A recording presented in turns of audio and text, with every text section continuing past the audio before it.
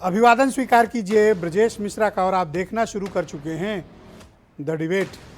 बहनों भाइयों, देश की लोकसभा में ज़बरदस्त जोर आजमाइश चल रही है और ये आजमाइश छोटी या कम मात्रा में नहीं बल्कि बहुत बड़ी तादाद में है और बहुत ही क्षमतावान तरीके से।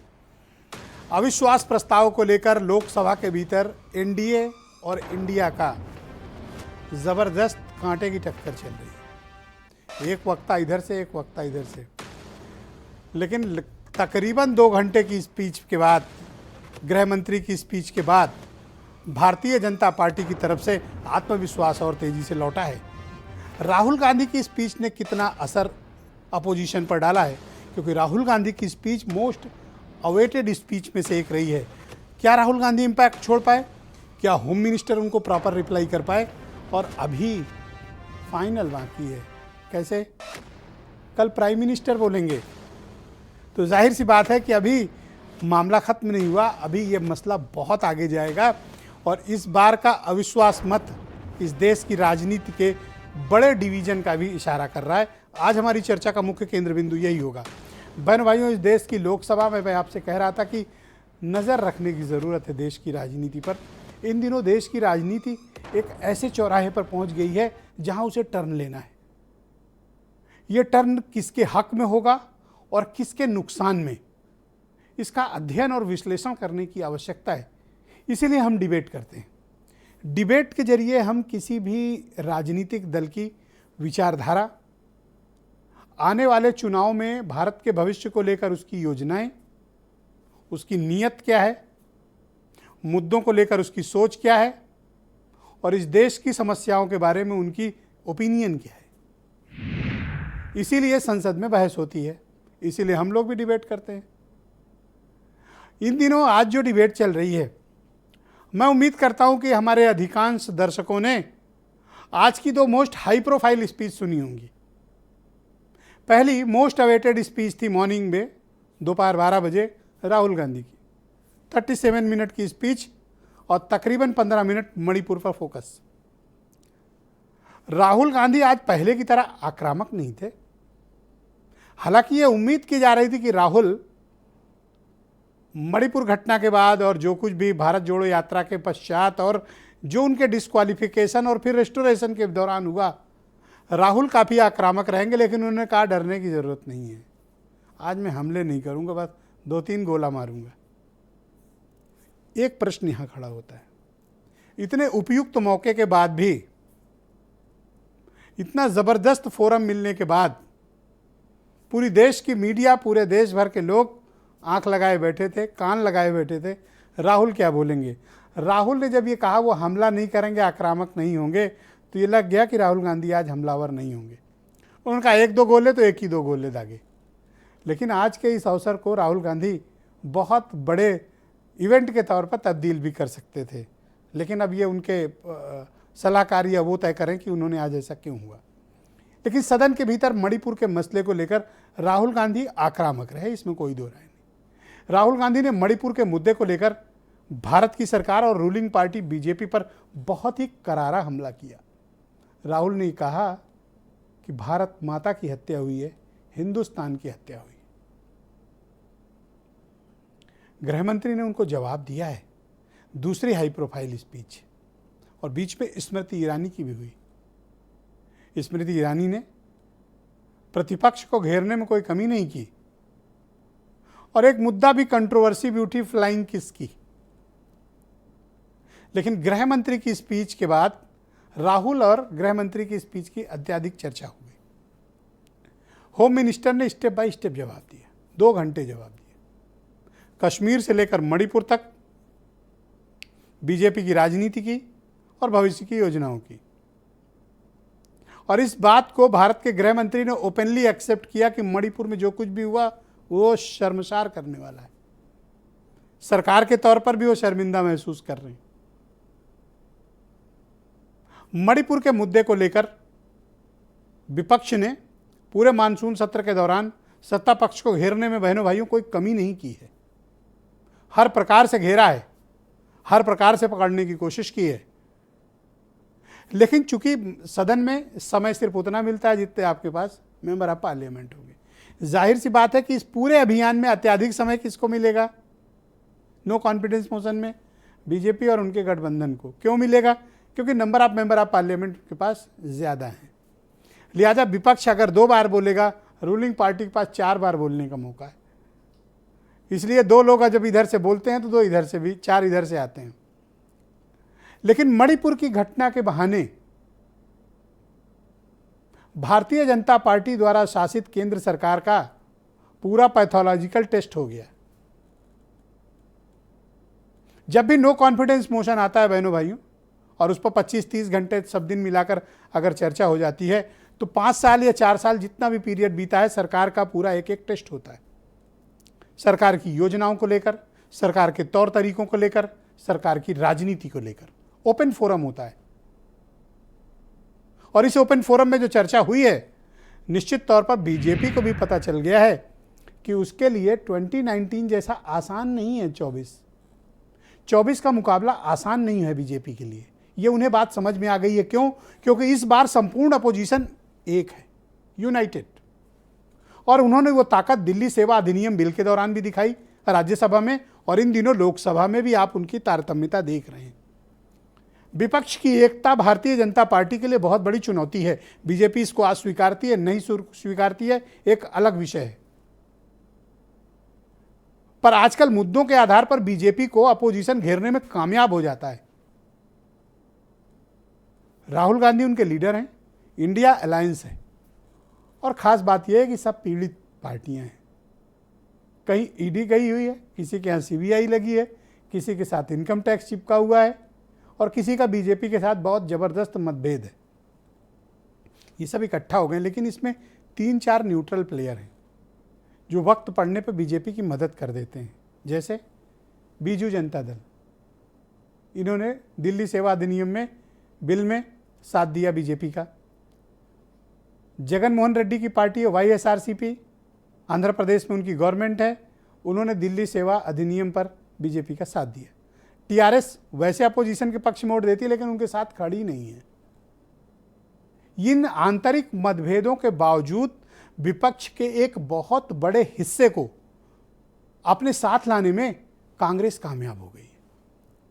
ये लोग किसके लिए लड़ रहे हैं? बीजेपी को अपदस्थ करने के लिए और कांग्रेस को सत्ता में लाने के लिए। इनमें मतभेद हैं, इनमें अंतर्विरोध भी बहुत बड़ा है, लेकिन ये एक लार्जर काज के लिए इकट्ठे हैं। लार्जर काज इनका क्या है? बीजेपी को दिल्ली की गद्दी से हटाना।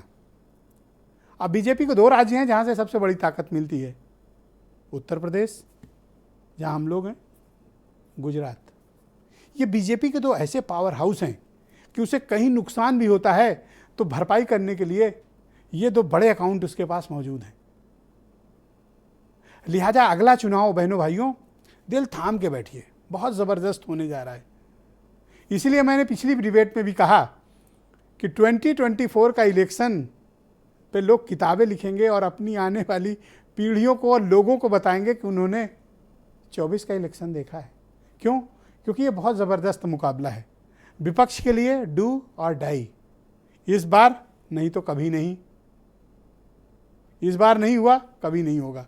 और बीजेपी भी कह रही है तीसरी बार सरकार बनाएंगे, क्योंकि बीजेपी को भी पता है कि अगर एक बार अपोजिशन उसका किला भेद ले गया तो फिर 1-2 दशक तक उसके चांस हैं नहीं दिल्ली तक पहुंचने के। लिहाजा लड़ाई बहुत बड़ी है। संपूर्ण विपक्ष या विपक्ष का बहुत बड़ा हिस्सा बनाम एनडीए जो बीजेपी के नेतृत्व में। आज कुछ महत्वपूर्ण बयान जिसमें राहुल गांधी, स्मृति ईरानी और अमित शाह के स्टेटमेंट आप सुने, फिर हम इस डिबेट को आगे बढ़ाएंगे। मान्यवर, ये ना ही किसान हितैषी है, ना एक गरीब हितैषी है, ना एक पिछड़ा हितैषी है। उनको अपने परिवारों के अलावे किसी का ध्यान नहीं है। और इसलिए मोदी जी ने आज कहा है, 9 तारीख को आज कहा है, 9 अगस्त को, परिवारवाद ट्वीट इंडिया, भ्रष्टाचार और तुष्टीकरण। मैं मणिपुर में अपनी मां की हत्या की बात कर रहा हूं। मैं आदर से बोल रहा हूं, आपने मेरी मां की हत्या की मणिपुर में। एक मेरी मां यहां बैठी है, दूसरी मां को आपने मणिपुर में मारा है। और हर रोज जब तक आप हिंसा को बंद नहीं करोगे तब तक आप मेरी मां की हत्या कर रहे हो। हमारे राष्ट्र के संसदीय इतिहास में आज तक भारत मां की हत्या की बात करने वाले कभी भी बैठकर मेज नहीं थपथपाते। कांग्रेसियों ने बैठकर मां की हत्या के लिए मेज थपथपाई है। बहनों भाइयों, आज की परिचर्चा को आगे बढ़ाते हैं। संजीव मिश्रा बीजेपी से हैं, सुनील साजन समाजवादी पार्टी से, अरुण राजभर एसबीएसपी से, अंशु अवस्थी कांग्रेस से हैं, नाजिम नकवी साहब बहुत ही जाने माने पत्रकार, इमरान लतीफ़ आम आदमी पार्टी से और वीरेंद्र सिंह जी हमारे स्टेट हेड। शुक्रिया और धन्यवाद आप सभी का मेरे साथ इस परिचर्चा में शिरकत करने के लिए। संजीव मिश्रा, क्या राहुल गांधी की स्पीच के बाद भारतीय जनता पार्टी दबाव में महसूस कर रही है? और उन्होंने गंभीर आरोप लगाए हैं कि मणिपुर में और दूसरी जगहों पर जहां हिंसा हो रही है, भारत माता की हत्या हो रही है। देखिए ब्रजेश जी, आज राहुल जी का जो बयान था पार्लियामेंट में वो बहुत ही अप्रत्याशित था, इसमें कोई दो राय नहीं। और इस तरीके के बयानों, जो अभद्र टाइप के बयान होते हैं, उनसे मुझे लगता है कि देश के बड़े नेताओं को बचना चाहिए। लेकिन राहुल जी ने संसद पार्लियामेंट को भी नहीं छोड़ा और जिस तरीके से उन्होंने भारत माँ की हत्या हो गई है, भारत माँ की और सबसे बड़े उसमें भी ताजुब ये था कि जो कांग्रेसी सांसद हैं वो तालियां बजा रहे थे, वो मेजें थपथपा रहे थे। मतलब किस तरीके का बयान, हालत और किस तरीके का बयान और किस तरीके की उस पर प्रतिक्रिया कांग्रेस के सांसद दे रहे थे, ये बहुत अप्रत्याशित है। ब्रजेश जी, मुझे लगता है कि राजनीति में जो हल्कापन राहुल गांधी जी ने कर दिया है, इससे मुझे लगता है कि बचना चाहिए। एक तरफ ये स्थिति है, दूसरी तरफ मणिपुर पर जहां पर दो समुदाय आपस में लड़ाई कर रहे हैं, उनको किस तरीके से हमें शांत करना है। तो ये 3 महीने से जो मणिपुर पर चल रहा है, इस पर आप नियंत्रण क्यों नहीं स्थापित कर पा रहे हैं? विपक्ष आपसे सवाल पूछेगा, किया जा रहा है। अगर 130 करोड़ लोगों ने आपको सत्ता पक्ष सरकार चलाने के लिए चुना है, तो उसी 130 करोड़ लोगों ने उनको विपक्ष यानी आपकी चौकीदारी की भूमिका लगाई है। आपको उन्हें जवाब देना पड़ेगा उन्हें। नहीं, बिल्कुल ये बात सही है, मैं आपकी बात से सहमत हूं कि जवाब उनको देना पड़ेगा और जवाब उनको दिया जा रहा है। किस तरीके से वहां पर पुलिस, जो स्थानीय पुलिस थी, उसको रोकने का जिन लोगों ने काम किया, उसके ऊपर भी कार्रवाई हो रही है। और देखिए, असम राइफल्स के लोगों को वहां पर किस तरीके से उन्होंने पुलिस को रोका, ये सारी चीजें देखने की है। लेकिन जिस तरीके से विपक्ष उसको मुद्दा बना करके पॉलिटिक्स कर रहा है, मुझे लगता है ये भी उचित नहीं है। देश का जब मामला आता है, आप कहीं अमेरिका में जाते हैं तो लंदन जाते हैं तो आप बुराई करते हैं देश की। इन सब चीजों से बचने के लिए राहुल गांधी से प्रॉब्लम है या वो ये मुद्दा उठा रहे हैं, ये दिक्कत है? नहीं, उनके जो बोलने का हल्कापन है, मुझे उससे आपत्ति भी है और यह अभद्र भाषा का प्रयोग मुझे लगता है कि हमारे साथ जुड़े रहिएगा। मैं कांग्रेस के प्रवक्ता अंशु अवस्थी को इन्वाइट करता हूं। क्या राहुल गांधी समय का सही उपयोग नहीं कर पाए? अंशु अवस्थी। ब्रजेश जी, इससे ज़्यादा सही समय का उपयोग क्या हो सकता है कि 3 मई से मणिपुर जल रहा है, पूरी भाजपा की सरकार। मैंने फोरम की बात कही कि उस फोरम का जो मोस्ट अवेटेड स्पीच थी, क्या उन्होंने उसका सही इस्तेमाल किया? बिल्कुल सही इस्तेमाल किया। और जो देश के जुनूनी, जो ज़रूरत, जो सामयिक मुद्दे थे, उन्होंने उस पर बात की। और सबसे बड़ा मुद्दा तो इस समय यही है कि कैसे भारतीय जनता पार्टी के नेताओं को ब्रिटेन, अमेरिका, फ्रांस घूमने का मन करता है। जब देश हमारा जल रहा है, देश के अंदर दंगे हो रहे हैं, मणिपुर जलता रहा और प्रधानमंत्री जी फ्रांस, ब्रिटेन और अमेरिका घूमते रहे, ये दिखाता है कि कितनी असंवेदनशीलता है। सिर्फ और सिर्फ अपनी पार्टी की चिंता, अपनी छवि की चिंता। कम से कम देश के बारे में तो सोचते। आप उसी मणिपुर की बात कर रहे हैं जिनके पास वोट मांगने गए थे, और जब वहां पर दंगे हो रहे थे तो उनको आपने उनके हाल पे छोड़ दिया। मणिपुर का मां नहीं निकलता आपसे। मतलब 80 दिन हो जा रहे हैं, राहुल गांधी जी वहां जाते हैं तो आप कहते हैं कि राजनीति कर रहे हैं। ये तो जिम्मेदारी तो आपकी थी, आपको आगे बढ़कर जाना चाहिए था। आप देश के प्रधानमंत्री हैं। पूरा विपक्ष आपसे मांग कर रहा था कि इस पर आप बयान जारी करें, शांति की अपील करें। भाजपा के नेताओं के मुंह से आवाज नहीं निकल रही थी। बड़ा अफसोस होता है जी। उसका कारण भी है ब्रजेश जी, जो लोग सिर्फ और सिर्फ दंगा कराने में माहिर हों, वो कैसे शांति की अपील कर सकते हैं? जो सिर्फ बांटने में माहिर हों, वो अपील कैसे कर सकते हैं इसीलिए इनके मुंह से अपील नहीं निकली। और राहुल गांधी जी ने तो वो काम किया। अब प्राइम मिनिस्टर जो पे शायद- क्यों अड़े हुए हो? गृह मंत्री कह रहे हैं हम जवाब दे रहे हैं ना, हमसे संतुष्ट नहीं हो तब उन्हें बुलाओ। नहीं, अगर वंदे मातरम ट्रेन का उद्घाटन प्रधानमंत्री जी करते हैं तो क्या मणिपुर की घटना कोई छोटी है? जी मणिपुर में 75 दिन जलता रहा। मणिपुर में जिस तरीके से महिलाओं के साथ, बेटियों के साथ जिस तरीके के वीडियो आए हैं, क्या ब्रजेश जी उम्मीद नहीं रखी जाती देश के प्रधानमंत्री से? देश के प्रधानमंत्री पाकिस्तान में धमाका होता है तो उस पर वो अपना दुख व्यक्त करते हैं, लेकिन मणिपुर में एक लास्ट क्वेश्चन इस राउंड का। 200 से ज्यादा लोगों की जान चली गई, ये लाखों राहुल लोग गांधी पर विस्थापित हो आरोप गए, है उस कि पर वो उन्होंने नहीं अपनी बोलेंगे। स्पीच खत्म करने के बाद फ्लाइंग किस उछाली पार्लियामेंट में। देखिए, उसका कारण यही है ब्रजेश जी कि मैं इसको रामचरितमानस की एक चौपाई है उसी के साथ इसको समाप्त करूंगा। आजकल रामायण कि- बहुत आप लोग को याद आ रही है। नहीं, हम तो हमेशा रामायण पढ़ते हैं, नहीं बिल्कुल पढ़ना भी लेकिन चाहिए। कुछ लोग जो है सिर्फ मंचों और टीवी पर रामायण की बात करते पढ़ो हैं। भैया, तो बहुत इसलिए जरूरी है पढ़ना। जाकी रही भावना जैसी, पूर्व मुहूर्त देखी तिन तैसी। Correct. मुझे आप बताइए, अमित शाह जी के बेटे हैं, ऐसे ऐसे कर रहे थे, क्या होता है मतलब? ऐसे ऐसे। अरे प्रधानमंत्री आप जी कैसे ऐसे कर इशारे रहे ना थे? करें, आप ऐसे कर लाइव रहे थे, टेलीविजन पे हैं आप। तो ये थोड़ा लिहाज इनकी सुबह करें। पहले इनका भी जवाब दे दें ये लोग। उन्होंने तो एक सम्मान में, प्रेम में, उनके अंदर निश्चलता है, प्रेम है, वो पूरे देश से प्रेम करते हैं। प्रधानमंत्री जी मणिपुर नहीं जाते, राहुल गांधी जी गए। राहुल गांधी जी ने 4000 किलोमीटर की भारत जोड़ो यात्रा निकाली, जी। देश के हर Thank एक you। नागरिक से मिले, चाहे वो बहुत युवा शुक्रिया हो, अंशु। मैं किसान आपसे हो, डिबेट के महिलाएं दूसरे हो, चरण में पीड़ित आपके हों। बाकी विचारों को सम्मिलित करूंगा। मैं नाजिम नकवी साहब के पास पहुंच रहा हूं, बहुत ही जाने माने पत्रकार हैं, दिल्ली से हमारे साथ मौजूद हैं। नकवी साहब शुक्रिया। कर्नाटक के चुनाव के बाद आज आपसे मुलाकात हो रही है। कर्नाटक वाला तो आपका एनालिसिस बिल्कुल सही गया, नहीं? पहला सवाल। दूसरा ये बताइए, आज 3 बड़ी हाई प्रोफाइल स्पीच हुई, आपने ज़रूर सुनी होंगी।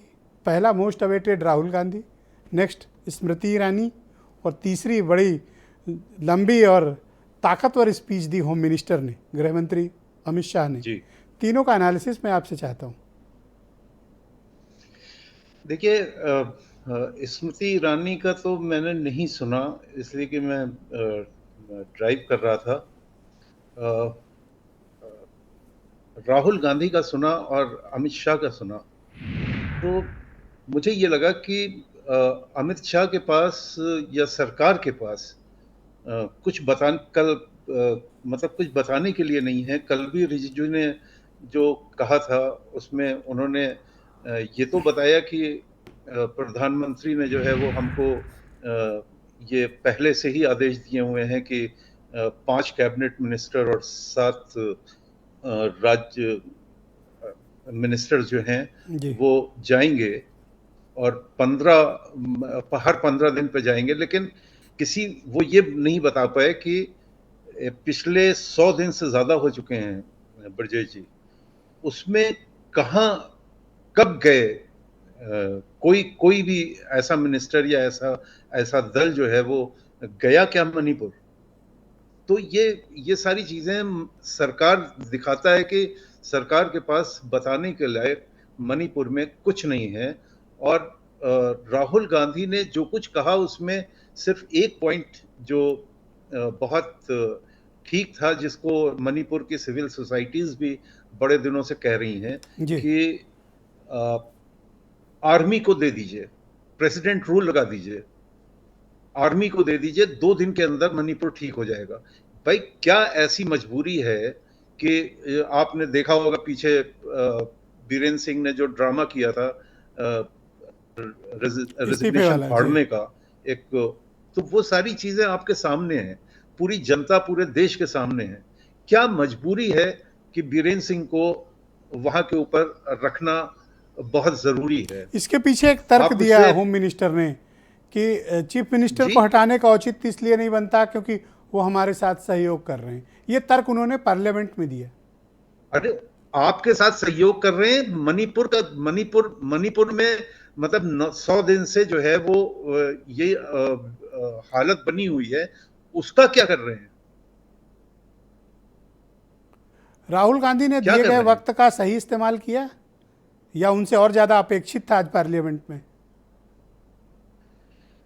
अपेक्षित पता नहीं, राहुल गांधी एक विपक्ष के या आप जिस तरीके से इस बीच में जो एक बहुत बड़ा कद राहुल गांधी का हुआ है उसके हिसाब से उनको क्या कहा जाए, लेकिन मुझे लगता है कि मणिपुर के ऊपर जो बोले हैं वो बहुत ठीक है। और जो सबसे पॉजिटिव बात है कि भाई इसको आर्मी के हवाले कर दो, जी। ये सारा मणिपुर मांग रहा है। तो आज तो किसको उस आप चीज को जो विपक्ष राहुल भारी गांधी पड़ा ने या बोला, सत्ता पक्ष आज वाले अविश्वास में? जी स्पीच के मामले में कौन भारी पड़ा? स्पीच के मामले में देखिए, अमित शाह ने भी अपनी मजबूरियां रखी और जाहिर सी बात है कि वो दब के ही बात करेंगे, इसलिए कि वो सरकार में है, उनके ऊपर सारी जिम्मेदारियां आती हैं। मुझे एक बात होम और, मिनिस्टर की जानते हैं क्या ठीक लगी? एक बात उन्होंने ये बात कही कि इस घटना से सरकार शर्मसार है और वो खुद भी शर्मसार है और किसी भी समाज में इस तरह की घटना को स्वीकारा नहीं जाना चाहिए। जी ये उन्होंने लोकसभा में ऑन रिकॉर्ड एक्सेप्ट किया है। जी। और वो तो चलिए ठीक है, वो 3 दिन के लिए बहुत शुरू में गए भी थे मणिपुर, और उन्होंने वहां पे कोशिश भी की थी।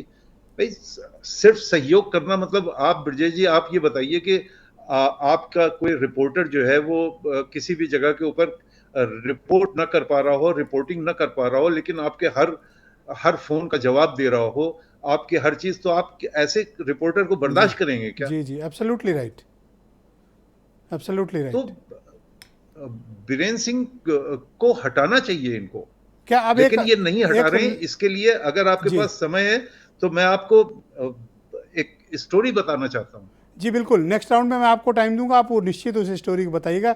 एक अंतिम सवाल ये आपसे कि क्या ये माने कि विपक्ष का ये सबसे बड़ा गठजोड़ है जिसको इंडिया अलायंस कह रहे हैं, और ये बीजेपी के अपने कारनामों के चलते ये इकट्ठा हो गए, एक ताकत बन गए हैं और अब बीजेपी के लिए यही थ्रेट बन गए हैं?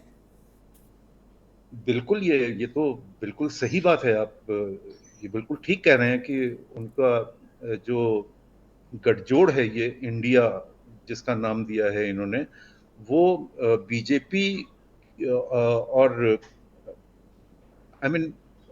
क्या कहा जाए इसको? जी बहुत शुक्रिया सर, हमारे साथ बने रहिएगा। डिबेट के नेक्स्ट राउंड में आपसे वो कहानी ज़रूर सुनूंगा। सुनील साजन समाजवादी पार्टी के प्रवक्ता हैं, हमें ज्वाइन कर चुके हैं। सुनील जी आपका शुक्रिया।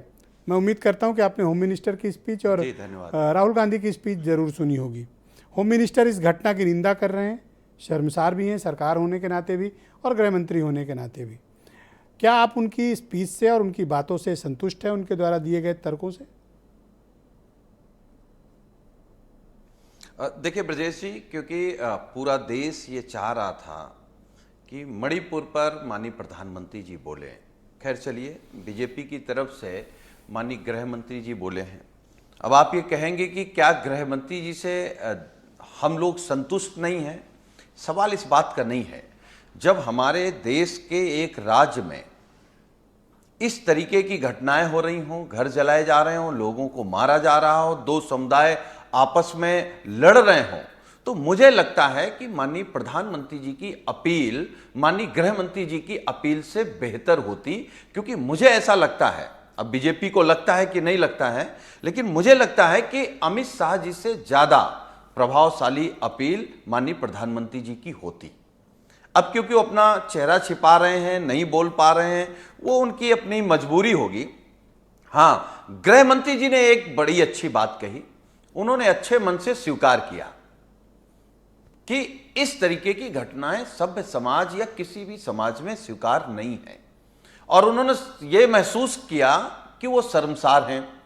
यही बात विपक्ष लगातार कह रहा है कि भाई इस घटना पे पूरा देश शर्मसार है।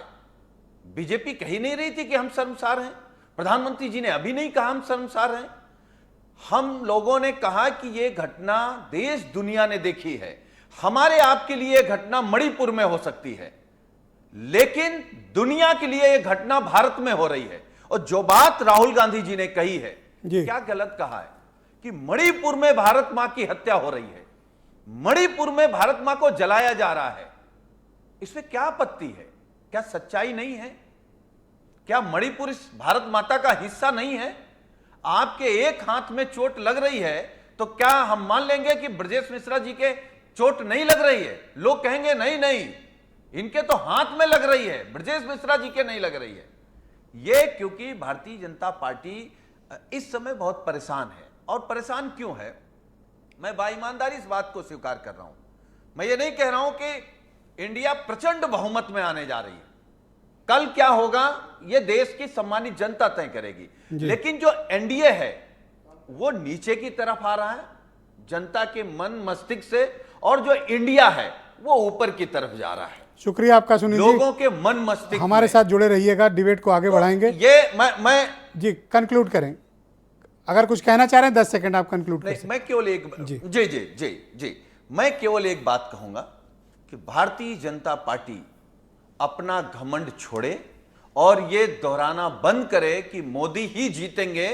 देश को बचाने के लिए, देश के संसाधनों को बचाने के लिए अभी भी कुछ सोचे तो कम से कम जाते जाते देश के हित में कुछ काम कर बहुत बहुत शुक्रिया आपका, बहुत बहुत शुक्रिया। एसबीएसपी के नेशनल जनरल सेक्रेटरी और प्रवक्ता अरुण राजभर मेरे साथ मौजूद हैं। अरुण जी शुक्रिया आपका। तो आज मोदी जी ने, होम मिनिस्टर ने और बीजेपी ने एक नारा दिया है, परिवारवाद क्विट इंडिया। तो राजभर जी क्या सोचते हैं? देखिए, देश के राजनीति में जिस तरीके से आज और एक इंटरेस्टिंग बात बताऊं, आप अपनी बात शुरू करिएगा। आज क्विट इंडिया परिवारवाद का तख्ती लिए जानते हैं, एक सज्जन खड़े थे, उनका नाम है नीरज शेखर। उसी पर मैं तो आ रहा हूं, अब मैं उसी पर आता, लेकिन अब और यही बात वाला नारा आता। हाँ बोले, अब आप बोलेंगे। नहीं, वो तो जवाब वो देते। देश की राजनीति में जो राजनीति कर रहा है उसका योगदान होता है, संघर्ष करता है तो उस संघर्ष का पैमाना उसके कामों से होता है। वो अलग विषय है कि किस तरीके से लोग देख रहे हैं। लेकिन जिस विषय पर चर्चा हो रही है, पहले तो हम लोग कल चर्चा परसों कर रहे थे तो ये चर्चा हुआ कि तूफान आने वाला है, भूकंप आने वाला है, क्योंकि श्री राहुल गांधी जी सदन में आने वाले। हम तो वो चर्चा देख रहे थे कि भूकंप कब आया, सदन में कब तूफान आया, और सदन में चर्चा सुनने से पहले ही तूफान वापस चला गया राजस्थान की तरफ। और जो भाषा का प्रयोग हुआ सदन में, पहले मुगल शासक मुगल आक्रांता जैसा व्यवहार करते थे, या यूं कह लेते हैं अंग्रेजों द्वारा जो व्यवहार किए जाते थे, वही श्री राहुल गांधी जी और व्यवहार। राहुल गांधी का कौन सा व्यवहार और कौन सा आचरण या कौन सा वक्तव्य आपको ज्यादा आहत कर गया? अरे बीच में ना बोलिए अंशु जी। नहीं, आहत तो हमको आहत ये कर गया कि देश के सामने कांग्रेस पार्टी या देश के विपक्ष या INDIA यूपीए वाले उनको लगातार प्रमोट करने में लगे हैं, लगातार उनको लीडर बनाने में लगे हैं। लेकिन होता क्या है कि वो लीडर बनते बनते फ्लाइंग किस कर देते हैं। देश की जनता जान जाती है कि अपरिपक्व नेता है। तो अपरिपक्वता जो दिखाई जाती है, देश की जनता मान लेती है कि इनको नेता स्वीकार करने से देश का कहानी सही नहीं होगा, देश बर्बाद की तरफ जाएगा, भ्रष्टाचार बढ़ जाएगा, लूटपाट कंपनी चालू हो जाएगा। इसीलिए तो मोदी जी कह रहे हैं ईस्ट इंडिया कंपनी, ये ईस्ट इंडिया कंपनी गैंग है, ये इंडियन मुजाहिदीन गैंग है, ये लूटपाट करने के लिए, नफरत फैलाने के लिए, बांटने के लिए ये सब तैयारी कर रहे हैं। तो देश में जिस तरीके से आवास की व्यवस्था होनी चाहिए, शौचालय की व्यवस्था होनी चाहिए, स्वास्थ्य की व्यवस्था होनी चाहिए, सरकार 3 नारे दिए हैं, वंशवाद यानी परिवारवाद, भारत छोड़ो। अरुण राजभर इस पर क्या बोलते हैं, बताइए। देखिए, सुहेल, भारतीय समाज पार्टी का स्पष्ट मानना है कि जो भी राजनीति कर रहा है इस इंडिया में या भारत में, वो भारत का नागरिक है और संघर्ष कर रहा है। चम्मच कटोरा में लेकर के अगर वो सोने का पैदा हुआ है तो वो वंशवाद कहलाता है, जो संघर्ष करके जमीन से वहां तक जाता है, परिवारवाद के खिलाफ कहलाता। पहला सवाल। नहीं, देखिए, दर्शक हंस रहे हैं। दो परिवारवाद है यहाँ ना, एक सोने के चम्मच में खाने वाला परिवारवाद है और एक संघर्ष करने वाला परिवारवाद। परिवारवाद का तो आप स्मारक हैं अंशु। हम क्या है? अरे भैया, हमारे अंदर राजभर जी से बात करने दें। दोस्त, अगर हमारे अंदर योग्यता नहीं होती, ओके राजभर जी, हमारे अंदर क्षमता नहीं होती जी, परिवारवाद का क्या करें? ये काट दें या इसको रखें अभी? जी नहीं, मैं कह रहा हूँ फिर नहीं, देखिए, हमारा मामला ये है कि अगर हम संघर्ष करके आ रहे हैं और एक पैराशूट से आ रहा तो है, संघर्ष तो करके है, कहते हैं, जो संघर्ष सुनील करके साजन आगे बढ़ रहा है तो वो वंशवाद है। ये सर डबल स्टैंडर्ड कैसे? नहीं, वो बिल्कुल कह दो, मैं तो काटने को तैयार हूँ, मैं काट देता हूँ। बताइए, आप दोस्त हैं हमारे, हम तो काट अखिलेश देंगे। यादव ये वाली लाइन डिलीट। श्री मुलायम सिंह यादव जी के बेटे नहीं होते तो मुख्यमंत्री नहीं बनते जी। नहीं, अब ये इनको जिसको नाम ले रहे हैं इनको मुख्यमंत्री तो नहीं बनाया जा सकता है कभी जिंदगी में। किनको? वो नारा लगाएंगे उन्हीं के लिए। किनको भैया? जो लोग बराबर अरे नारा लगाते हैं ना, भैया जी गुरबानी गैंग, मतलब तेरे नाम पता नहीं क्या क्या बोलते हैं, ये सब जिले में कितने सीट जिता लेंगे? अपनी जिला नहीं जीत सकते, दावा कर रहे हैं कि हम राजनीति शुरू की ना, उस उम्र में सुनील साजन एमएलसी रह चुके हैं, उच्च सदन के सदस्य रह चुके हैं। अरे वो तो रहमो करम पर हो गए, नेताजी के रहमो करम पर हो गए। अपना जहां जाने की आप आस लगाए हो, अपना लोकसभा सुनील साजन वो घर से होकर लौट आए समय बिता के। नहीं, वो तो रहमो करम पर जीत के आ गए ना। अच्छा। चुने हुए सदस्य बने ना, जनता द्वारा चुन के थोड़ी ना पहुंचे थे। जनता द्वारा चुने हुए सदस्य माननीय ओम प्रकाश राजभर जी आए हैं, जनता द्वारा चुने हुए सदस्य 403 विधानसभा में बैठ करके चर्चा कर रहे हैं। तो मुझे मैं लास्ट एक सवाल कर रहा हूं, विरोध कर रहे हैं, तो ये परिवारवाद वाली बात हम हटा देते हैं फिर, ठीक है? नहीं, देखिए इसका जवाब बैठे हैं भाजपा के नेता, वो जवाब देंगे। लेकिन हमारे हिसाब से जो संघर्ष करके काम करता है वो संघर्षवादी होता है, जो चम्मच सोने का खा करके बहुत शुक्रिया आपका राजभर जी, परिवारवादी होता है। राजभर जी शुक्रिया, बने रहिएगा, नेक्स्ट राउंड और शानदार होगा आपके साथ। इमरान लतीफ़ हैं, आम आदमी पार्टी के प्रवक्ता हैं। इमरान जी शुक्रिया आपका। अब तो आपकी ताकत खत्म हो गई दिल्ली में, आपसे ज़्यादा ताकतवर तो दिल्ली की मेयर हैं अब, और राघव चड्ढा अलग फंस गए हैं, संजय सिंह पहले से सस्पेंड हैं। बड़ा मुश्किल हो गया, ये मानसून सत्र बड़ा भारी पड़ गया आप पे। देखिए ब्रजेश जी, एक सुपारी बराबर की पार्टी का कितना खौफ दुनिया की सबसे बड़ी पार्टी के अंदर है, ये इससे समझा जा सकता है।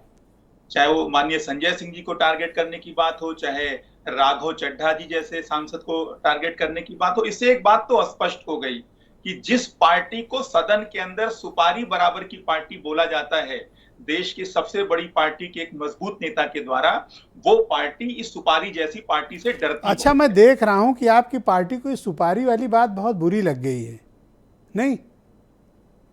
पर इसको ऐसे भी तो कह सकते हो कि भैया सुपारी मुंह में रखो, दांत न टूट जाए। आप उसको सुपारी को बुरा मान रहे हो, सुपारी को हमारे अच्छा माना जाता है। कैसे? अगर किसी ने, जैसे मान लो सुनील साजन ने किसी की सुपारी ले ली, तो फिर ये उसका मतलब वो आदमी का होगा जिस काम के लिए सुपारी ली है, चाहे मतलब मारपीट की सुपारी ली हो, चाहे कैसी भी सुपारी ली हो, ये सुपारी पूरी करते हैं। देखिए ब्रजेश, बहुत शरीफ आदमी, ऐसी बात नहीं है, मतलब मैं तो केवल एग्जाम्पल के तौर पे समझा रहा हूँ। मैं वही बात कहने जा रहा था कि भारतीय जनता पार्टी को ये बात अच्छे से पता चल गई है कि इस बार देश की सत्ता से भाजपा को उखाड़ने की सुपारी आम आदमी पार्टी ने इंडिया के साथ मिलकर ले ली है। ये हमको नहीं है, अब लाइन पर आप आए हो, आपको कहना चाहिए हाँ सुपारी ली है हमने, आप उस सुपारी का बुरा मान रहे हो सर। नहीं, हम सुपारी का बुरा बिल्कुल नहीं मान रहे हैं। जो ये मैं तो इस बात का जिक्र कर रहा था सर, सुपारियों की माला पहनो, माला नहीं। अभी तो टमाटर की माला पहनने का समय चल रहा है, जिस तरीके से इन्होंने टमाटर और आम आदमी पार्टी का हर नेता जेब में सुपारी लेके चले सर, तय कर लो, सुपारी को अपॉर्चुनिटी बना लो सर। देखिए, भारतीय जनता पार्टी जिस तरीके से, जिस खौफ में आम आदमी पार्टी से है और इंडिया से है, उससे एक बात तो स्पष्ट हो गई है कि अब ये वापस नहीं आने वाले। और इस बार का चुनाव जो होने जा रहा है ब्रजेश जी, वो जनता इस बार भारतीय जनता पार्टी से चुनाव लड़ेगी। इंडिया लड़ेगा तो यानी पूरा भारत लड़ने जा रहा है भारतीय जनता पार्टी से। उसके पीछे रीजन है कि अगर भ्रष्टाचार पर ज्ञान देने लगते हैं तो अब देश की जनता पूछती है कि भाई, जिस पार्टी का राष्ट्रीय अध्यक्ष कैमरे के सामने रक्षा सौदे में दलाली करते हुए पकड़ा गया, वो भ्रष्टाचार पर ज्ञान दे रहे हैं जी। और जिस पार्टी का आज के समय का सबसे बड़ा नेता मोदी अडानी महाघोटाले में जिसका नाम आता हो और जेपीसी जांच से वो भागता हो, वो भ्रष्टाचार पर ज्ञान देता है। जो देश भर के अंदर, thank you Imran ji, conclude करिए जी। मैं कह रहा हूं, जो नेता देश भर में खोज के दूसरी पार्टियों के नेताओं पर भ्रष्टाचारी होने का इल्जाम लगाता है रात को, और सुबह में उन्हें अपनी पार्टी के अंदर ज्वाइन कर लेता है, वो भ्रष्टाचारी का ज्ञान दे रहा है, भ्रष्टाचार। बहुत बहुत शुक्रिया आपका, धन्यवाद। हमारे साथ वीरेंद्र जी भी इस डिबेट में जुड़ चुके हैं। वीरेंद्र जी, आज कौन किस पर भारी पड़ा और ये परिवारवाद वाला क्या मसला है? राजभर जी कह रहे हैं भैया हम तो संघर्ष से आए हैं, और इनको सुपारी वाली बात बड़ी कलेजे में लग गई है। देखिए, सबसे पहले बात तो आज राहुल गांधी की संसद में वापसी के भाषण के तौर पर देखी जा सकती है। कि आज बहुत बड़ा मौका था और राहुल गांधी चाहते तो इस मौके को बेहतर ढंग से भुना सकते थे, लेकिन आज उनकी सियासत में जो सबसे महत्वपूर्ण चीज़ रही वो मणिपुर रही, और उस पर जब जब वो आए तब वहाँ पर कोई ना कोई हंगामा हो गया। तो ये मणिपुर, राहुल गांधी के 5 महीने के लौटने के बाद सदन में स्पीच में सिर्फ मणिपुर एक इम्पॉर्टेंट मामला रहा जिस पर बवाल होता रहा। आज इस देश में जब जब भ्रष्टाचार की बात आती है, परिवारवाद की बात आती है, तो आप देखिए कि ये राजनीतिक पार्टियां खाली एक दूसरे को ताना मारती हैं। इस पर उनको एक बहाना चाहिए कि ये गलत है, वो गलत है, वरना इस देश में जगजाहिर है कि भ्रष्टाचार और परिवारवाद हर युग में रहा, हर पार्टी में रहा, हर सरकार में रहा, कोई इससे अछूता नहीं रहा। लेकिन जब अपनी सुविधा हो दूसरे पर इस पर ठप्पा लगा दो और भ्रष्टाचारी कह दो, परिवारवादी कह दो। आप जानते हैं कि इस देश में पहलवान का बेटा पहलवान नहीं हो सकता, आईएएस का बेटा है आईएएस नहीं बन सकता, लेकिन नेता का बेटा मंत्री, विधायक, सांसद सब बन सकता है और वही बनता है। और जब ऐसी कोई स्थिति आती है तो उसी के परिवार के लोगों को टिकट दिया जाता है। तो ये परिवारवाद हर युग की डिमांड रही है। और जो लोग ये कहते हैं कि भ्रष्टाचार और परिवारवाद को मिटाना है, ये उसी तरह की बात है जैसे इस देश में गरीबी को मिटाने की बात हमेशा होती रही। इस देश से न कभी गरीबी मिटी, न भ्रष्टाचार मिटा, न परिवारवाद मिटा, और न ये मिटेगा, क्योंकि जब अपनी ज़रूरत है तो सबको गले लगाने के लिए राजनीतिक लोग तैयार रहते हैं। तो ये मिटने की बात तो नौबत तो कभी आ ही नहीं सकती। ब्रजेश जी, आज राहुल गांधी ने भाजपा पर अटैक तो किया, लेकिन आप जानते हैं कि इस देश में बहुत सारी बातें जुमलेबाजी बनकर रह गई हैं। अगर इस देश से गरीबी खत्म हुई होती तो राशन लेने वालों की संख्या बढ़ती नहीं हर साल। जो फ्री मुफ्त का राशन और मुफ्त का जिनको खातों में पैसा चाहिए, और जो अकर्मण्य और कर्महीन बनाती है चीज़ों को, जो लोग सुविधा भोगी हैं मुफ्त की चीज़ों के लिए, जो रेवड़ियों के ऊपर आश्रित लोग हैं, वो इस देश के लिए अच्छा नहीं है। देखिए, राहुल गांधी इसलिए मारक भाषण नहीं कर पाते क्योंकि शायद उनकी हिंदी उतनी अच्छी नहीं है, उनके पास इतनी लय नहीं है, और यही वजह है कि उनके इंतज़ार चाहे जितना लंबा हुआ, लेकिन वो मणिपुर पर आकर रुक गए। एक बार उन्होंने हरियाणा का भी नाम लिया, लेकिन उनका भाषण संक्षिप्त था। ये जरूर है कि अब बीजेपी राहुल गांधी को पप्पू कह के नहीं घेरती है। शायद बीजेपी को नुकसान होता है पप्पू नाम से, तो पप्पू वाली छवि को राहुल गांधी बदल चुके हैं, वो थोड़ा मजबूत हुए हैं, इसमें कोई शक नहीं है। और अभी उनके सामने बहुत सारे मौके आएंगे देश में, क्योंकि उनके पास उम्र लंबी है।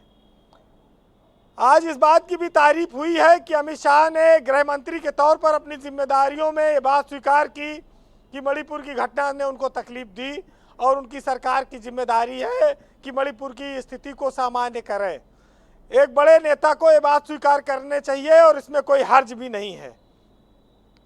लेकिन हर कोई ये जानता है कि जब चुनाव आएगा तो न मणिपुर न भ्रष्टाचार, तब खाली हिंदू मुसलमान चलेगा, और तब खाली चलेगा कि राशन कितना मिलत बा है, रुपया कितना आ रहा है, और किस जात के कौन से प्रत्याशी को टिकट दिया गया है। सियासत में बहुत लंबे रास्ते लोगों को अभी तय करने हैं, और जो लोग आज सत्ता में हैं वो अपने कुछ गुणों के नाते हो सकता है टिके हैं। हर आदमी का अपना एक वक्त होता है, और आज इस देश की सियासत में भाजपा का वक्त चल रहा है। ये जरूर है कि सरकारों के सामने चुनौतियां आती हैं और उनसे उनको निपटना होता है। एक साहित्यकार ने लिखा है कि जो लोग सियासत में दांवपेच करते हैं, अगर उन्हें हम जवाब नहीं दे पाते तो उन्हें ऊपर वाला जवाब देता है, और उसके जवाब बड़े लाजवाब होते हैं। इसलिए ज़रूरी नहीं कि हर चीज़ के लिए लड़ाई की जाए। जिम्मेदारियों को निभाने वाले अगर मुकरते हैं तो उन्हें वक्त जवाब देगा। भारत की सियासत में राहुल गांधी को लेकर बीजेपी अटैकिंग है, उसके पीछे कारण इंडिया का गठबंधन है। हालांकि उस गठबंधन में वोट नहीं डाल रहे हैं कुछ उनके साथी, उसको लेकर भी संशय है, लेकिन एक मजबूत विपक्ष राज्यसभा में उभरा है, इसमें कोई शक नहीं है। जो आपने बात कही कि बीजेपी को ये चिंता में डालती है, और बीजेपी को इसकी चिंता है भी, भले बोले ना, लेकिन अंदर खाने उस पर काम उनका चलता रहता है। सुनिएगा जी। कि तमाशा खूब मेरे सरकार तुम मेरे हाल पर करवाओ, मगर कभी हवा जो बदली तो कोई खैर खा न मिलेगा, और कब तक मिलने का मौका मिलता नहीं है रोज, इसलिए आज हमने लफ्जों से तुम्हें छुआ है। बहुत शुक्रिया वीरेंद्र जी। मैं उम्मीद करता हूं कि नाजिम नकवी साहब आपको शेर के जरिए ही जवाब देंगे। बहुत शुक्रिया आपका। संजीव मिश्रा भारतीय जनता पार्टी के प्रवक्ता हैं, मेरे साथ इस वक्त मौजूद हैं। संजीव जी, दो आरोप हैं। एक, राहुल गांधी ने आरोप लगाए हैं तो आपको उसका जवाब देना चाहिए। दूसरा, ये आम आदमी पार्टी वालों को सुपारी पार्टी क्यों कहते हो, सवाल नंबर 2। और सवाल नंबर 3, ये आपने परिवारवाद वाली बात करके राजभर जी को असहज कर दिया है। देखिए ब्रजेश जी, जहाँ तक सवाल आपने 2-3 क्वेश्चन किए हैं, तो अभी मैं आम आदमी पार्टी को ज़रूर सुन रहा था कि बड़ा अप्रत्याशित तरीके से वो अपनी बात रख रहे थे, लेकिन उनको मुझे लगता है कि अभी 10 मार्च में जब उत्तर प्रदेश की विधानसभा का रिजल्ट आया था, तो मैंने तो देखा था बड़े बड़े चैनलों पे बड़ी बड़ी बातें कि साहब ये फ्री हो जाएगा, ये हो जाएगा, वो हो जाएगा, लेकिन उत्तर प्रदेश की जनता ने आम आदमी जैसी पार्टी को बिल्कुल भी नकार दिया था। तो ये बहुत ज़्यादा अगर किसी उसमें है, इमरान लतीफ़, मैं आपको समय दूंगा, अपनी बारी में बात कीजिएगा। संजीव मिश्रा कंटिन्यू। दिल्ली से, पंजाब से बाहर कहीं ये जो जितना भी ये फेंक रहे हैं कि साहब इतनी बिजली मुफ्त दे देंगे और इतना वो दे देंगे, मुझे लगता है कि अब इनका ये बहुत घिसा पिटा जो राग है ये चलने वाला नहीं है। और जहाँ तक सवाल है, मणिपुर की बात हो रही थी, तो हमारे पत्रकार जो बहुत सीनियर साथी हैं वो भी ये बात कह रहे थे कि वहाँ का ऐसा करना चाहिए, वैसा करें। भाई वहाँ के डीजीपी को, वहाँ के मुख्य सचिव को, दोनों को हटा करके आदरणीय गृह मंत्री जी ने आज पार्लियामेंट में भी ये बात कही कि हमने वहाँ पर विश्वास पैदा करने का काम किया। जो वीडियो वायरल हुआ, उस वीडियो को अगर डीजीपी के पास पहुंचता, अब वीडियो जब वायरल हुआ, वीडियो जब पहुंचा, तो निश्चित रूप से उस पर कार्रवाई की गई। जो लोग चिन्हित किए गए उनको, उनकी गिरफ्तारी हुई, उन पर सख्त कार्रवाई के लिए हमारे न्यायपालिका है, हम उस आधार पर काम कर रहे हैं। लेकिन केवल आरोप लगा देना, भारत समाचार जैसा बड़ा चैनल है, करोड़ों दर्शक हैं, आप जब इस तरीके की कोई बात कहते हैं जो बड़ी गंभीर बात होनी चाहिए, वहां आप केवल ये नहीं कह रहे कि डीजीपी को और वहां के गंभीर बात तो हमारे मित्र अरुण राजभर ने भी कही है, इनका जवाब कौन देगा? नहीं, देखिए अरुण राजभर जी नौजवान अभिनेता हैं, मुझे लगता है कि आने वाले समय में और गंभीर होंगे, और बढ़िया है, अच्छी बात है। ये मेहनत करने वाले लोग हैं, मतलब वो अभी गंभीर नहीं है, ये मेहनत करने वाले लोग। ये तो आप जोखिम मोल ले रहे हैं ऐसा कह के। नहीं, अब गंभीरता इनकी आएगी, दिखाई देगी। नौजवान साथी आने वाले समय में और तरक्की करेंगे, मेहनत करेंगे, इनसे हिसाब कर लो, संघर्ष के आधार पर आगे बढ़ेंगे। Thank you Arun Mishra ji. क्या तो ये मतलब मुझे ठीक नहीं लगी इनकी बात। आपको तो नहीं ठीक लगेगी। हाँ, एक सेकंड बोलने दो। समझ रहे हैं सुहेल देव, भारतीय समाज पार्टी जमीन पर समाज को जोड़ करके जी, और गरीबों के बीच में रह करके हमने अपने दम पर, अपनी संघर्षों के दम पर, हमारे नेता माननीय ओम प्रकाश राजभर जी गांव-गांव भटक करके जनता को जगाकर यहां तक पहुंचे हैं। हमने क्या कहा, एक जो परिवारवाद बीजेपी आपके लिए इन्होंने कहा कि आप गंभीर नेता बनने में अभी आपको समय लगेगा, आपके मुंह पर कहा। अब उसमें चाहे जितना आप उसमें पाउडर लगा लो, नहीं वो मुंह पर कह दिया। मैं तो कहता हूँ संजीव मिश्रा बोल्ड प्रवक्ता है, हाँ मुंह पर कहा आपके। नहीं बिल्कुल बोल्ड है हमसे। नहीं, आप बात को घुमा रहे भाई, पुराने हैं, अनुभवी हैं। हमने कहा नौजवान नेता है, हम लोग सीखते भी हैं और हमेशा आगे भी सीखेंगे। ऐसे ही लोगों से सीखना है हमको, तो सबसे सीखना है। आपसे क्या क्या न कराए। और सच बता दूं, सुनील साजन कुछ कहते थे तो बड़ा बुरा लगता था। पहली बार हमारे जैसे नौजवान, नहीं हम खूब सीखो, हमारे जैसे नौजवान आज माननीय ओम प्रकाश राजभर जी के संघर्ष, हम लोग संघर्ष करके यहां तक पहुंचे हैं। हमको सोने के चम्मच में खिला करके यहां तक नहीं पहुंचाया गया, और नहीं तो आज से 10 साल पहले का इतिहास उठाकर देख लीजिए कि सुहेलदेव भारतीय समाज पार्टी कहीं नजर नहीं तो आपको संजीव मिश्रा के संघर्ष के बारे में जानकारी अगर हमने नहीं है। संघर्ष के दम पर इतिहास बनाया है, अपने दम पर अपनी मेहनत से पढ़ाई लिखाई की, हो ट्यूशन सकता है करके भाई, पढ़ाई अभी की तो हम लखनऊ यूनिवर्सिटी में। आप क्या जानते हैं संजीव मिश्रा के बारे में? संघर्षों का इतिहास है संजीव मिश्रा का, अरे वो और बेहतरीन देखिए, अधिवक्ता भी हैं। हम अपने संजीव बारे में मिश्रा बता कहीं सकते हाथ हैं। फैलाए घूमते नहीं मिलेंगे नहीं, हम आपको। अपने बारे में बता सकते हैं कि सुहेलदेव भारतीय समाज पार्टी जमीन में काम करके आई है, जमीन पर काम करके आई है, तो वो अपनी एक सब पहचान, ठीक है, अपने लेकिन संघर्ष वो को कह रहे समझती हैं कि है। गंभीर नहीं हो, बाकी बस कौन क्या मुझे कर रहा ये है? एतराज लगा इसलिए टाइम आउट ऑफ टर्न मौका दिया, दैट्स इट। अरे तो गंभीर धीरे धीरे सीखते सीखते और गंभीर हो नहीं, जाएंगे। ठीक है। हिम्मत नहीं इनकी बोल ट्रेनिंग लो भैया। हिम्मत संजीव नहीं मिश्रा बोल तो वाकई बड़े धैर्यवान व्यक्ति हैं, ट्रेनिंग अच्छी देते हैं। सुनील हमें तो साजन की सबसे पार्टी ट्रेनिंग से ज्यादा लेना है। अच्छा कौन जानता है ट्रेनिंग के बारे में? हमको तो उनसे सीखना भी है, अंशु अभी बहुत अवस्थी, कुछ सीखना है। हाँ बताओ क्या प्रॉब्लम है अंशु? बीच में क्यों बार बार बोल रहे सीखना हैं? है। अब बताओ। हिम्मत नहीं अरुण राजभर की बोल पाए भाजपा के खिलाफ। उनकी चिंता छोड़ो, अपनी बताओ। देखिए, प्रधानमंत्री जी कह रहे हैं क्विट इंडिया, क्विट इंडिया। पता नहीं जब से गठबंधन बना है इंडिया, तब से उनको नींद आ भी रही कि नहीं आ रही। आप देखिए, पूरी लाइन लगी पड़ी है। भ्रष्टाचार के बारे में कहते हैं क्विट इंडिया। पूरी आप मंच देखिए मोदी जी का, एक तरफ अडानी जी खड़े हैं, एक तरफ नारायण राणे खड़े हैं, अजीत पवार भी खड़े हुए हैं, शुभेंदु अधिकारी खड़े हैं, हिमंता विश्व शर्मा खड़े। पूरा भ्रष्टाचारियों का मंच बना रखा है, और दूसरों को कहते हैं ये भ्रष्टाचारियों की इंडिया है। तो सवाल ये है कि जो लोग 2018 में अरे राहुल जी की येदियुरप्पा जमानत को की चिंता करो लेकर भाई। संजीव जी, येदियुरप्पा आपके को बीच लेकर मैंने कह किसी रहे को थे बोलने नहीं कि दिया। आपको सुप्रीम सर धैर्य कोर्ट से ने कहा सुनने की है क्षमता विकसित सबसे, करनी चाहिए। ये अमित शाह जी कह रहे थे कि सुप्रीम कोर्ट ने कहा है सबसे भ्रष्ट सरकार येदियुरप्पा की सरकार है, और 2022 में अभी देखिए उनके लिए वोट मांग रहे थे। अरे 40% कमीशन वालों, अगर हिम्मत हो, हम तो ये कहते हैं मंचों से भाषण देना बंद करो।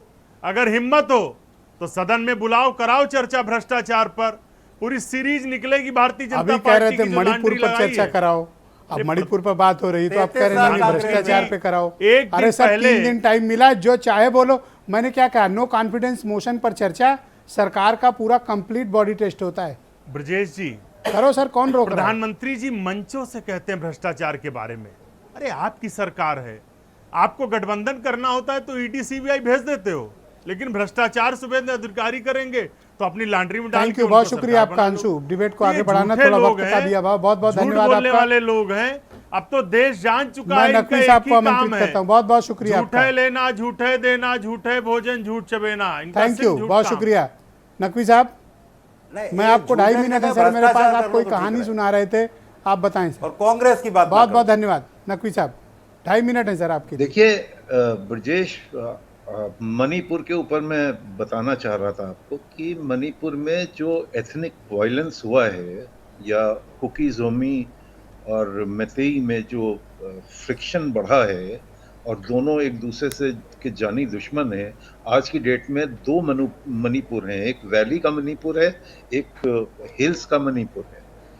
ये इन सब के पीछे जो कहानी है वो है ड्रग माफिया की, जो ड्रग लॉर्ड्स हैं, और उनका जो उनको जो आई मीन एक एएसपी थी बृंदा, जी तो थौना ओजम बृंदा जो एएसपी थी, उनको बाद में उन्होंने इस्तीफा दे दिया।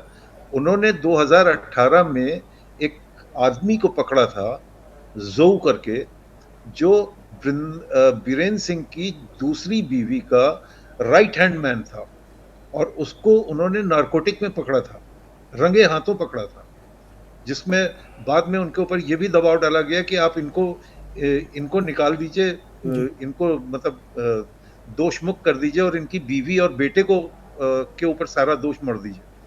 तो ये जो मेरा कहने का मतलब यह है कि जो ड्रग लॉर्ड्स हैं, ये सारा खेल उनका है, और उसके पीछे बीरेन सिंह है। और ये मैतेई जो है, वो कम्युनिटी, जो मैतेई कम्युनिटी है, वो उसके ऊपर उसका हक बनाना चाहती है कि उनके आधिपत्य में आ जाए, जो म्यांमार और कुकी के साथ जो उनका माफिया का जो गठजोड़ है। तो ये है बेसिकली वो कहानी जिसकी वजह से शुक्रिया आपका सर, मणिपुर हमारे साथ चल जुड़े रहा है। रहिएगा। डिबेट को आगे बढ़ाते हैं। सुनील साजन मेरे साथ मौजूद हैं, समाजवादी पार्टी के प्रवक्ता हैं। क्या सुनील जी, आपका इंडिया अलायंस इंटैक्ट है और आप जनरल इलेक्शंस में बीजेपी का सामना करने के लिए उत्तर प्रदेश में तैयार हैं, और क्या आपके गठबंधन में एकता है? देखिए, हमारे गठबंधन में एकता है, इस देश में एकता है और इंडिया में एकता है। और मुझे लगता है कि 1942 में इसी इंडिया ने एक नारा दिया महात्मा गांधी जी के नेतृत्व में, अंग्रेजों भारत छोड़ो। और 2024 के चुनाव के लिए एक बार फिर इंडिया ने नारा दिया है कि अंग्रेजों के मुखबिरों के वंशज भारत सरकार छोड़ो। तो मुझे लगता है कि एक नई क्रांति आने जा रही है। परिवारवाद भारत और जहां तक सवाल भ्रष्टाचार भारत छोड़ो, हाँ, ठीक तुष्टीकरण भारत छोड़ो। हाँ ठीक, हाँ, माननीय प्रधानमंत्री जी ने 3 बातें कही हैं। भ्रष्टाचारियों भारत छोड़ो।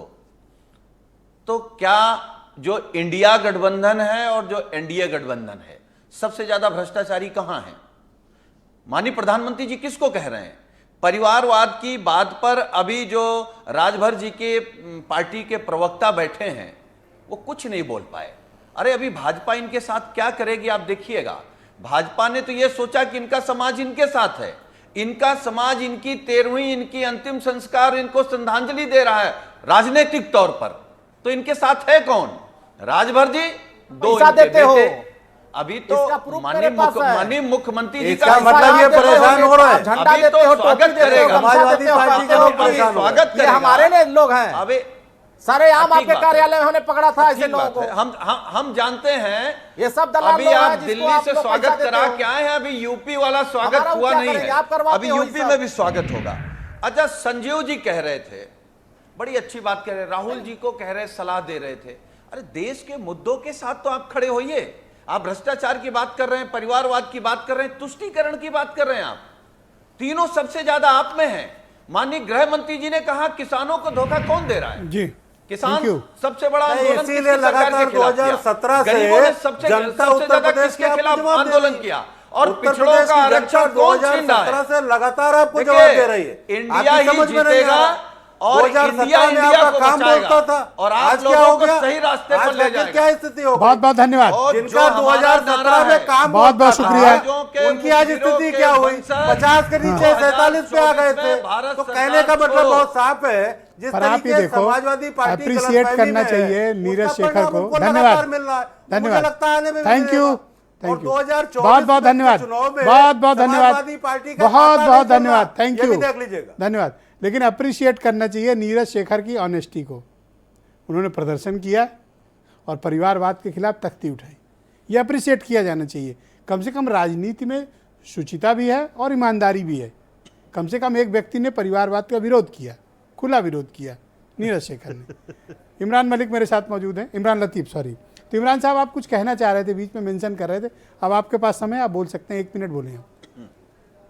देखिए ब्रजेश जी, जब 10 मार्च के जिस परिणाम की ये बात कर रहे हैं विधानसभा चुनावों को, उसी दिन पंजाब का भी परिणाम आया था और 73 सीटों पर देश की सबसे बड़ी पार्टी की जमानत जब्त हुई थी। तो ये भी ध्यान रखना चाहिए। और उस परिणाम के बाद अरे उत्तर और उस प्रदेश की परिणाम भी से बात कर पहले लो। कुछ बातें थी। मैं उत्तर प्रदेश की बात करने जा रहा हूँ, सुनिए। उत्तर प्रदेश में क्या हुआ था? पंजाब के अंदर या तो आम आदमी संजय सिंह पार्टी बहुत के बड़ा चुनाव लंबा। लड़े। आप इमरान लतीफ़ को दबाने की कोशिश ना करें, उनको अपनी बात कहनी आती है। इमरान बोलिए, आप दबाव में मत आइए। पंजाब के अंदर जब आम आदमी पार्टी चुनाव लड़ रही थी तो हमने वहां की जनता से कुछ वादे किए थे।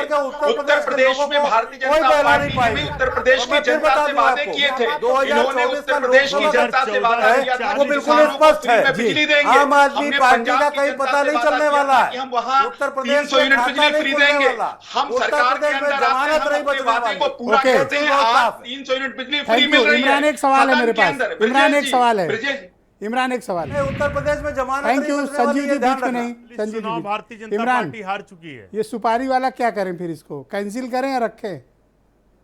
अब ये देखिए, इनकी बौखलाहट बता रही है। इनकी बौखलाहट बता रही है आम आदमी पार्टी से कितना ये घबराए हुए हैं। और घबराए भी क्यों ना। दिल्ली के अंदर जब ये चुनाव लड़ने के लिए आए थे तो 70 में से इनकी महज 3 आता सीटें नहीं आई चुनाव थी। उत्तर प्रदेश जब ये में। पंजाब चुनाव लड़ने के ये लिए संजय गए सिंह तो से शायद पूछ इनको लेना भी नहीं जाकर। पता जी। होगा कि इनके कितने विधायक धन्यवाद, जीत बहुत कर बहुत आए शुक्रिया, हैं। बहुत तो बहुत ये धन्यवाद, बातों पर बहुत काम नहीं बहुत कर धन्यवाद। पाते हैं। मैं ब्रजेश जी, थोड़ा अरुण सा समय राजभर को हमको और 10 सेकंड का चाहिएगा। मौका दूंगा, चूंकि सुनील साजन ने व्यक्तिगत आरोप लगाए तो वो अपनी सफाई में कुछ कहना चाहते हैं। 10 सेकंड में आप अपनी बात कंप्लीट करें। राजभर जी, देखिए, समाजवादी पार्टी का जो चेहरा था हमने अपने कैमरे में कैद करके जनता के बीच में पहुंचा दिया कि जिसको ये कह रहे हैं हमारी श्रद्धांजलि दे रहे हैं, हमारी ये पूजा पाठ कर रहे हैं, तो वो समाजवादी पार्टी के प्रायोजित कार्यक्रम में थे। बहुत लोग। बहुत शुक्रिया। पैसा समाजवादी ओके, पार्टी दे अगला रही है, 10 घंटा सेकंड सुनील समाजवादी साजन पार्टी को दे रही है, हमारे रिप्लाई कलर का वो दे रही है, और देंगे, कह क्योंकि रही है पर्सनल कि आप बदनाम शांत हो तुरंत जाओ। भारतीय समाज मैंने पार्टी आपको करो। समय दिया, और अब सुनील जनता साजन को इनको बोलने जवाब दे रही दो। है। थैंक यू, देखिए ब्रजेश बोलिए सुनील जी, 10 सेकंड। देखिए ब्रजेश जी, वो जो तस्वीरें, जो कार्यक्रम, जो वीडियो आए, वो देख करके हमको अच्छा नहीं लगा, क्योंकि हम जानते हैं कि अरे भैया, जिसको जूता लेने का पैसा नहीं था, आपने समाज उनको का गुस्सा आपने देखिए, उनको बोलेरो क्योंकि पहुंचा उनके दिया, समाज आपने को उनको बेचा गया है, स्कॉर्पियो दे उनके दिया, समाज आपने को पैसा आपने लेकर के उनको बेचा सिलेंडर गया दे दिया, है, उनके ये समाज दिया को हमको अपने गाली लिए, दिलवाने अपने के तो लिए, बच्चों के भविष्य हमारा के लिए बेचा गया है। तो आग राजभर लगाने समाज के लिए नहीं माफ करेगा। ये देश अब की जनता देखिएगा। बहुत बहुत शुक्रिया, मैं आपका फर्जी और धन्यवाद ये प्रकट जो- करता हूँ। बहुत बहुत धन्यवाद, बहुत बहुत शुक्रिया। मैं अपने सभी अतिथियों का शुक्रगुजार हूँ कि आप सबने अपना कीमती वक्त परिचर्चा के लिए निकाला। धन्यवाद आप सभी का। और बहनों भाइयों, आप सबका भी शुक्रिया। और कल लोकसभा की डिबेट बड़ी ज़बरदस्त होगी और कल भारत के प्रधानमंत्री नरेंद्र मोदी भी वहाँ जवाब देंगे। धन्यवाद, नमस्कार।